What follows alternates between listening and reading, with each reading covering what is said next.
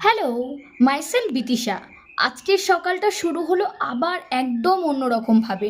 সকাল থেকেই পড়ছে তুমুল বৃষ্টি। জানি নিম্নচাপের বৃষ্টি, কিন্তু বৃষ্টি আমার দারুণ লাগে। কিন্তু অফিস আছে তো, তাই রোজকারের মতো করে সকালটা শুরু করলাম। উষ্ণ গরম জলে হাফ পাতিলেবুর রস, তার মধ্যে লাঞ্চও রেডি করে নিয়েছি, তারপরেই বসলাম ব্রেকফাস্টে। এত সুন্দর বৃষ্টি হচ্ছে, আর কফি না খেয়ে কি থাকা যায়?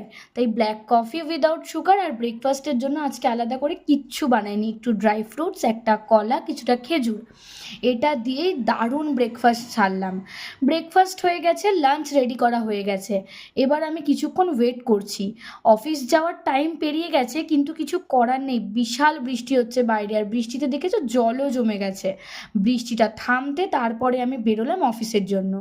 অফিসে পৌঁছালাম, কাজ সারলাম, দুপুরবেলা বসলাম লাঞ্চে।